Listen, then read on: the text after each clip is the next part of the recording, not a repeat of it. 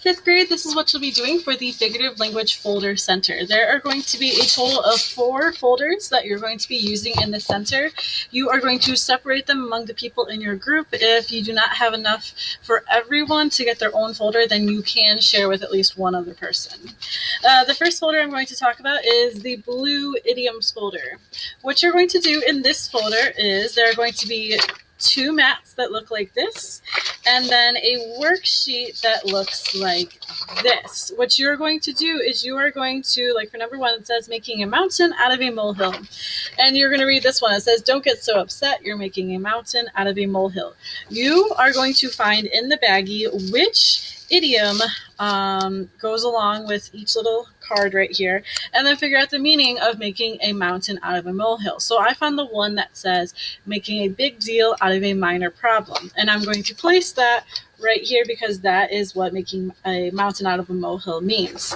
Then I'm going to write down this onto my number 1 spot on my worksheet. So that is how you do this center, and you'll do that for a few of these idioms. So you're going to do that for the blue idiom folder center.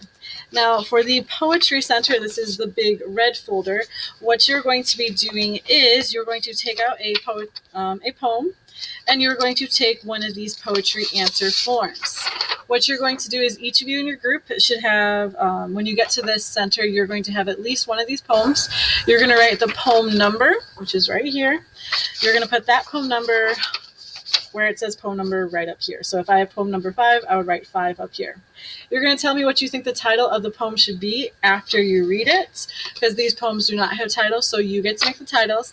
And then you're going to answer questions 1, 2, and 3, and you're going to put the answers to those questions on the lines right here for 1, 2, and 3. You can try to do as many as you can, just please make sure that you put the poem number on the side over here with your answers.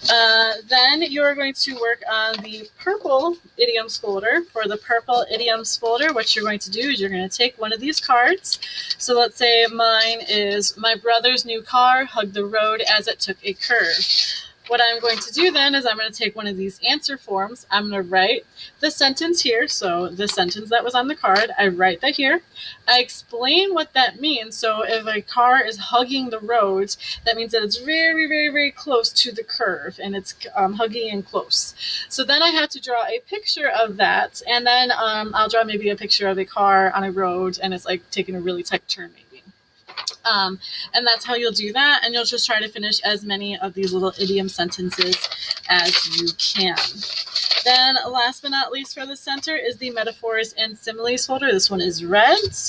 And what you're going to need to do for this is you're going to have an answer form again for this one, and you're going to pick a sentence. So maybe I'll pick this sentence. It's sentence number 12, and I'll say the buds on the rose are like the promise of beauty in a symphony's opening note. So you don't have to really understand what it means, but I want you to decide if it's a simile or a metaphor. So since this one compares 2 things using the word like, that means it's a simile.